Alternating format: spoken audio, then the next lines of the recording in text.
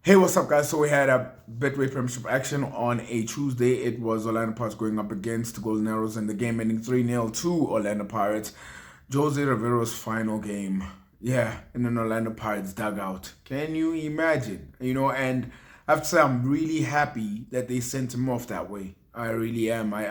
He deserves it. He deserves it. You wanted it to end off that way, especially when you saw the stuff in the crowd, the posters, the everything, the messages that were put on there, the pictures before the game. You just felt like, man, this is nice. This is really nice to send them off in that way with a victory like that. And when you go back to the first half, I thought Golden Arrows started well. I thought Golden Arrows started quicker than Orlando Pirates.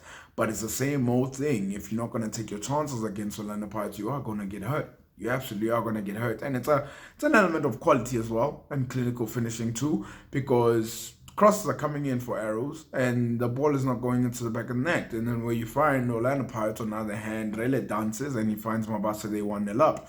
Very comfortable. And I have to also say, under Jose, this side has matured really well. And when I say matured, it's like they're able to read a game. If they have to suffer and not have necessarily the ball possession and play on transition, they can absolutely do that. And they can hurt you by doing that.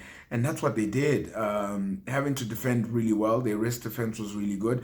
And every time Orlando Pirates attacked, it always felt like a goal was coming. I felt like even Watengad wasn't having the best of games as well. And as the game went by, you never felt like Golden Arrows were going to score. You always felt like their powers were just diminishing bit by bit. It was just diminishing, diminishing, diminishing.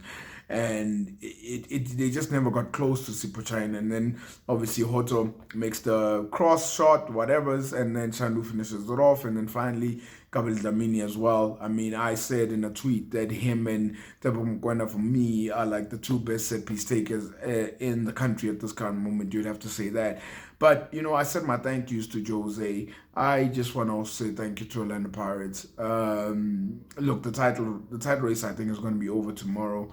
I think Mamelodi Sundowns will get their point and officially become the Betway Premiership champions. But thank you for making a title race go all the way to May. And I want to thank the players too. I want to thank this technical team. I want to thank the team as well. Look, it's not great. I'm not trying to emphasize on like finishing second, but the fact that we had something to talk about for this long, and you guys deserve your credit. I think if anything, next season other teams, y'all need to step up, man. Y'all really need to step up. I like the progress that Sekun is making. I like the progress that Stellenbosch is making, but the rest of the league seriously have to step up.